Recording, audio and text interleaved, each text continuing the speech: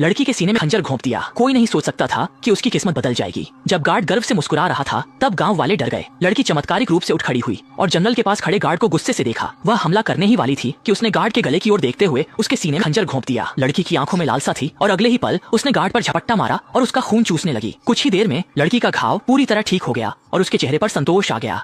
घोषणा हुई। डरकर उसे यक्ष कहा। लड़की अब दानव जैसी दिख रही थी। थोड़ी देर में उसने आधे से ज्यादा रक्षकों को मार डाला, लेकिन जनरल डरने के बजाय उकसाते हुए लड़की की मां की गर्दन में खंजर घोंप दिया। कुछ दिन पहले वह एक साधारण और दयालु लड़की थी। उस दिन राजा पहाड़ों में देवता की मूर्ति की पूजा करने आए थे और लड़की जिज्ञासावश उनके पीछे चल पड़ी। जैसे ही राजा वहां से गए वह मूर्ति के पास पहुंची और अनजाने में उसे एक मोती मिल गया। तभी एक पुजारी वहां आ गया, जिससे लड़की घबराकर भाग गई। बाद में उन्होंने उस मोती को अपनी देवी की मूर्ति को अर्पित कर दिया। जब राजा को यह पता चला तो वह बहुत क्रोधित हो गए। उन्हें लगा कि बच्चों ने मंदिर में बिना अनुमति प्रवेश किया और देवताओं का मोती चुरा लिया। यह उन्हें स्वीकार्य नहीं था। उन्होंने उसे अन्य मूर्तियों पर बांध दिया और राजा ने गुस्से में मंदिर को जला दिया और सभी बच्चों और परिवारों को जो मंदिर में गए थे उन्हें मारने का आदेश दिया। इस पर लड़की और उसका परिवार जल्दी से एक छिपी गुफा में छुप गए, लेकिन उन्हें नहीं पता था कि गुफा के अंदर एक प्राचीन रहस्यमय शक्ति थी। जब लड़की गुफा में खेल रही थी तो उसने अचानक एक सिर कटी मूर्ति देखी। लड़की जल्दी से उसे देखने गई, लेकिन उसे एक चमगादड़ ने काट लिया। माँ उसे खोजने आगे बढ़ी। तभी सैनिकों ने उन्हें पकड़ लिया और लड़की मूर्ति के पास बेहोश हो गई। जब वह गुफा से बाहर आई तो देखा कि परिवार गिरफ्तार हो चुका है। माँ ने उसे भागने को कहा, लेकिन जनरल ने खंजर से माँ को मार डाला। पिता को अपशब्द कहते देख जनरल ने पिता की हत्या कर दी, जिससे गुस्साई लड़की तुरंत माता पिता की ओर दौड़ी। 2 गार्ड्स ने उसे रोकने की कोशिश की, लेकिन लड़की की ताकत ने उन्हें पीछे हटने पर मजबूर कर दिया। इसके पश्चात पीछे से आए गार्ड ने उसे गोली मार दी, लेकिन लड़की चमत्कारिक रूप से बच गई। जनरल ने उसकी मां को मार डाला। गुस्से में लड़की ने जनरल की छाती को भेद दिया। जनरल को विश्वास नहीं हुआ कि लड़की इतनी शक्तिशाली है। मां ने मरने से पहले कहा कि भगवान ने उसे विशेष शक्ति प्रदान की है और निर्दोषों की रक्षा करने का आदेश दिया है। फिर लड़की अकेले पहाड़ों में चली गई। छोटी नीली धीरे धीरे बड़ी हुई, लेकिन धूप सहन नहीं कर पाती थी। रात उसका असली संसार था और वह सबसे बुरे व्यक्ति को ढूंढकर उनका खून चूसती। आम लोगों के लिए नीली देवी थी, लेकिन दूसरों के लिए वह दुष्ट राक्षसी। नीली को अमृता मिली थी, पर उसमें एक कमजोरी थी। एक दिन एक आदमी ने उसे ढूंढ निकाला। गुफा से बाहर आते ही आदमी ने उसे गिरा दिया, लेकिन मारा नहीं बल्कि इलाज किया। उसने नीली को इसलिए घायल किया ताकि गाँव वाले मान लें कि उसने राक्षसी को भगा दिया। आदमी ने बताया कि वह ऐसी इसलिए बनी क्योंकि उसके खून में अमर तत्व था और वह अकेली नहीं थी। उसने नीली को ढूंढा ताकि वह उसके साथ काम कर सके।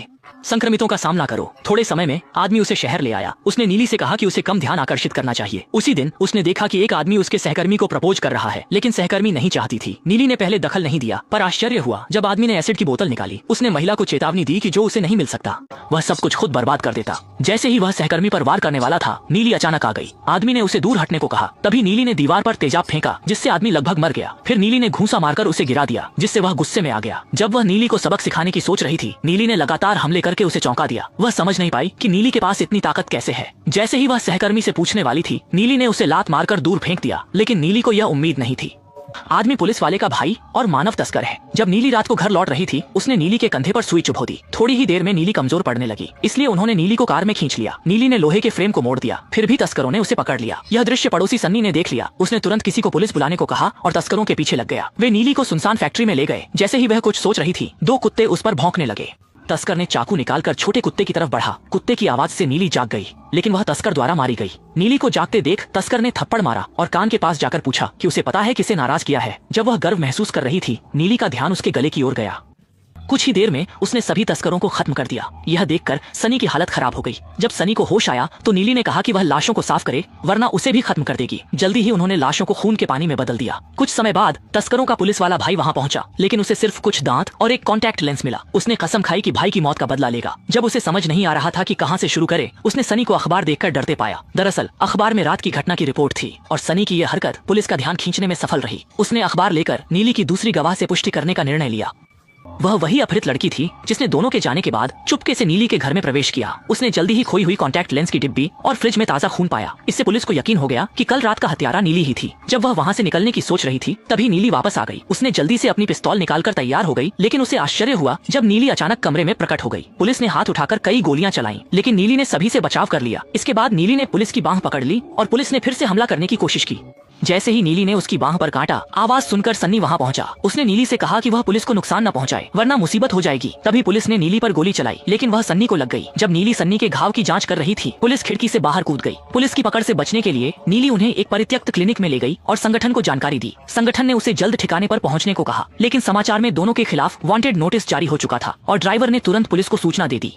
पुलिस ने कुछ लोगों की स्थिति बताई, लेकिन पास बैठे बड़े सुनहरे दांत वाले व्यक्ति ने उसकी बात सुन ली। जिस पुलिस वाले को काटा गया था, उसने पाया कि उसकी सुनने की क्षमता बढ़ गई है। वह दूसरों की रक्त वाहिकाओं की आवाज सुन सकता है। साथ ही उसे खून की तीव्र इच्छा होने लगी। जब वह इसका स्वाद लेना चाहता था, तभी एक चश्मा पहने व्यक्ति ने बताया कि संक्रमण पूरे शरीर में फैल चुका है। पुलिस वाले ने पूछा कि वह लड़की कौन है, तो चश्मा पहने व्यक्ति ने डरते हुए कहा कि वह प्रसिद्ध यक्षिणी है। घर लौटने पर उसने पाया कि उसकी एक दांत गिर गई है और नई दांत उगाई है। इस बीच एक अन्य पुलिस वाला चुपके से क्लिनिक पहुंच चुका था। जल्दी ही उसने घायल सन्नी को ढूंढ लिया। जब वह तस्वीरों की तुलना कर रहा था, तभी नीली अचानक पीछे आ गई। वह पुलिस पर हमला करने ही वाला था कि किसी ने उसे गोली मार दी, जो कि एक और पुलिस वाला था। जब मूंछ वाला अधिकारी वहां पहुंचा, तो उसने वरिष्ठ अधिकारियों को रिपोर्ट करने की तैयारी की। तभी बड़ा सोने का दांत अचानक प्रकट हो गया। उसने मूंछ वाले अधिकारी के चारों ओर घूमना शुरू कर दिया और थोड़ी ही देर में उसके चारों ओर कई छायाएं दिखाई देने लगीं। यह देखकर मूंछ वाला अधिकारी डर गया और भागने की कोशिश करने लगा।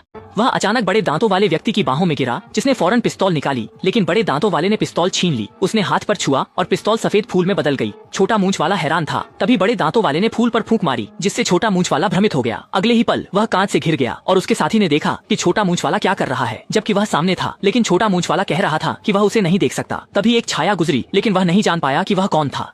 तभी दाजिनिया छत से कूदकर नीचे आया और पिस्तौल निकाल ली। ये देखकर पुलिस ने तुरंत आत्मसमर्पण कर दिया, लेकिन दाजिनिया ने उन्हें नहीं छोड़ा और ट्रिगर दबा दिया। गुस्से में पुलिस वाले ने गोली चला दी, लेकिन दागिनिया के चारों ओर कबूतर आ गए और गोली उसे छू भी नहीं पाई। फिर उसने पत्ते से सामने वाले की जांघ में छेद कर दिया। पुलिस वाले को निपटाने के बाद उसने नीली के सिर से गोली निकाली और नीली को जगाया। दागिनिया संगठन का आदमी था और पुलिस के आने से पहले ही उन्हें अड्डे पर ले गया था। पुलिस वाले ने साथी के खून को देखा और जिज्ञासावश एक कौर खा लिया। अचानक उसने एक नए संसार का द्वार खोला। ठिकाने पर पहुंचते ही सन्नी को दागिनिया के बारे में जानने की जिज्ञासा हुई कि वह कौन है। उसने सबको बताया कि वह सच में अद्भुत है। नीली ने तुरंत पुलिस के संक्रमित होने की बात अधिकारी को बताई। अधिकारी ने कहा कि वह खुद पुलिस का सामना नहीं कर सकता, आगे के लिए कोई विशेष व्यक्ति होगा और उसे जल्दी से शहर छोड़ देना चाहिए। इस दौरान उन्हें तहखाने में छिपकर रहना होगा। जल्द ही उन्होंने देखा कि तहखाने में कई अजीब लोग दागिनिया के साथ रहते हैं और उन्हें चेतावनी दी कि वे दूसरों की जासूसी न करें। इसके बाद उसने ताली बजाई और गायब हो गया और पुलिस का नेता भी मौके पर पहुंच गया। ये देखकर नेता ने कुछ गोलियां चलाई, लेकिन वे पुलिस को नुकसान नहीं पहुंचा सकी और पुलिस को विश्वास हो गया अब उसे कोई नुकसान नहीं पहुंचा सकता। उसे लगता है कि वह भगवान से भी ज्यादा ताकतवर है, लेकिन खून की ओर खिंचाव से खुद को रोक नहीं पा रहा। कुछ ही समय में उसने अपनी मां का सारा खून चूस लिया। इस बीच विशेष पुलिस बल ने ठिकाने को घेर लिया। खबर मिलते ही नीली ने हथियार निकाल लिया और सनी से कहा कि चाहे कुछ भी हो, बाहर न आए। धीरे धीरे नीली की आंखें हरी हो गईं और उसने अपनी खूनी अवस्था को सक्रिय कर लिया। जैसे ही विशेष पुलिस बल ने ठिकाने पर हमला किया, नीली अचानक गायब हो गई। पुलिसकर्मी आगे बढ़कर जांच ही करना चाहते थे कि नीली अचानक प्रकट हो गई और कुछ ही पलों में उसने विशेष पुलिस बल को गिरा दिया।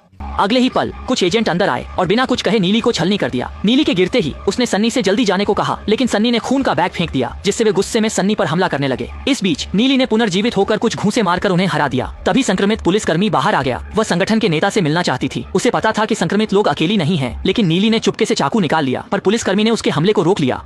इसके बाद लड़ाई शुरू हुई, लेकिन नीली पुलिस का सामना नहीं कर पा रही थी। थोड़ी देर में पुलिस ने देख लिया कि नीली को धूप से डर लगता है और उसने मुस्कुराते हुए नीली को धूप में छोड़ दिया। जब पुलिस को लगा कि वह सब कुछ नियंत्रित कर सकती है, तो सन्नी ने पुलिस पर गोलियां चला दी और जल्द ही पुलिस को गिरा दिया। जैसे ही नीली पुलिस को खत्म करने के लिए चाकू का इस्तेमाल करने वाली थी, पुलिस अचानक गायब हो गई। असल में उसने सन्नी के साथी को पहले ही नियंत्रित कर लिया था। अब उसे नीली को नियंत्रित करना था ताकि नीली के पीछे की संगठन मदद के लिए आए।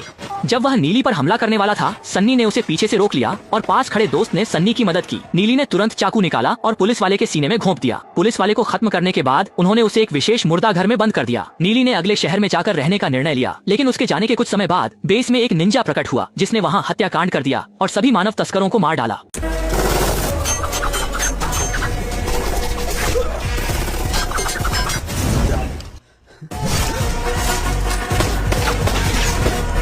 तो वह व्यक्ति वास्तव में संगठन द्वारा भेजा गया है, जो पीछे के कमरे की सफाई करता है।